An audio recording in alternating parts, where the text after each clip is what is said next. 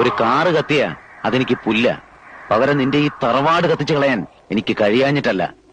എനിക്കറിയേണ്ടത് നീ പടയൊരുക്കം തുടങ്ങിയൊന്നാ. ഇന്നലെ നടന്നതൊന്നും എന്റെ അറിവോടെ അല്ല. എനിക്കൊരു പടയിലും താല്പര്യവുമില്ല. നീ വെറുതെ പേടിക്കുകയാണ്. പേടിയല്ല നീലേണ്ട, എനിക്ക് സന്തോഷ.